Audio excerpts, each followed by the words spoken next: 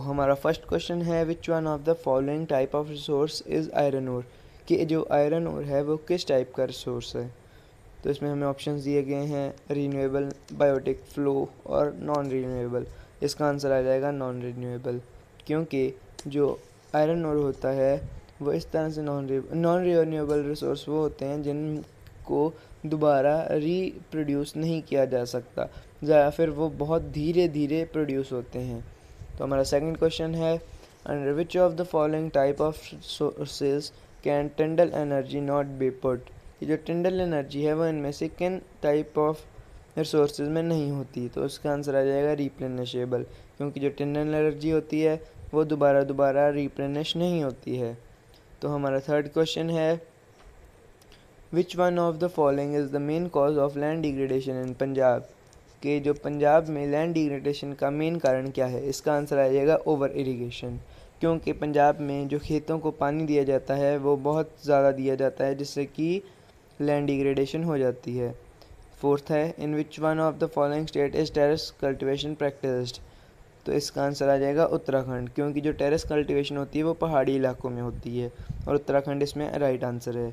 इसका last part है in which of the following state is black soil found, कि जो ब्लैक सॉइल होती है वो कौन कौन सी स्टेट में पाई जाती है। तो इसका आंसर आ जाएगा महाराष्ट्र। तो हमारे ये MCQ टाइप क्वेश्चन है वो ख़त्म हो चुके हैं। अब हम लोग बढ़ते हैं 30 वर्ड्स वाले क्वेश्चन की तरफ। तो हमारा फर्स्ट क्वेश्चन है name 3 states having black soil and the crop which is mainly grown in it. हमें ऐसी 3 स्टेट्स बतानी हैं जिनमें ब्लैक सॉइल होती है, फाउंड होती है, और उसमें कौन सी क्रॉप प्रोड्यूस होती है। तो 3 स्टेट्स हैं गुजरात, महाराष्ट्र, मध्य प्रदेश। आप इसमें राजस्थान भी लिख सकते हैं, क्योंकि उसमें भी ब्लैक सॉइल प्रोड्यूस होती है, और उसमें cotton produce, black soil best for cotton होता है। सेकंड क्वेश्चन है what type of soil is found in river deltas. River deltas में एलुवियल सॉइल फाउंड होती है। हमें इसके 3 फीचर बताने हैं कि ये बहुत फर्टाइल होती है, गुड फॉर क्रॉप्स होती है, इसमें सैंड, सेल्ट और क्ले का वेरियस प्रोपोर्शन होते हैं, और इसमें पोटाश, लाइम, फॉस्फोरिक एसिड भी होता है। थर्ड क्वेश्चन है what steps can be taken to control soil erosion in hilly areas. Hilly areas में सॉइल इरोजन कंट्रोल करने के क्या क्या टेक्निक्स हैं। तो इसका फर्स्ट आ जाएगा counter plugging, second terrace farming, third strip of grass, कि हम लोग ग्रास उगा सकते हैं जिससे कि जो मिट्टी है वो नीचे को ना बहे और घास में रुक जाए। फोर्थ क्वेश्चन है what are the biotic and abiotic resources, give some examples. तो बायोटिक हो जाएंगे जो कि हमें लिविंग होते हैं, वो लिविंग ऑर्गेनिज्म जैसे ट्रीज़ हो गया, एनिमल्स हो गए, ह्यूमन बींग्स हो गए, और एबायोटिक होते हैं जो कि नॉन लिविंग होते हैं जैसे water, mineral etcetera. Third type के क्वेश्चन हैं 120 वर्ड में आंसर लिखना है। Explain the land use pattern in India and why has the land under forest not increase much since 1960 to 1961।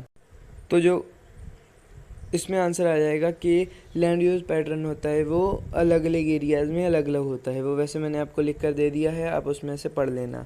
तो हमारा सेकंड क्वेश्चन है how has technical and economic development led to more consumption of resources. तो इसका answer आ जाएगा large scale production. इससे है ना जो प्रोडक्शन है वो तो स्लो होती है, लेकिन जो यूटिलाइजेशन ऑफ रिसोर्सेज है वो बहुत तेज़ी से हो रही है, इसलिए रिसोर्स कम होते जा रहे हैं। और टेक्नोलॉजिकल एडवांटेज भी हो रही है जिससे ग्रेट एक्सप्लॉयटेशन हो रही है। मेडिकल हेल्थ में लीव्स की ज़रूरत होती है जो हमें ट्री से मिलते हैं, और मेडिसिनल हर्ब्स जो हमें फॉरेस्ट से मिलती हैं, जिससे कि बहुत ज़्यादा एक्सप्लॉयटेशन होती है। तो thank you for watching my video. So please like, share and subscribe. Thank you.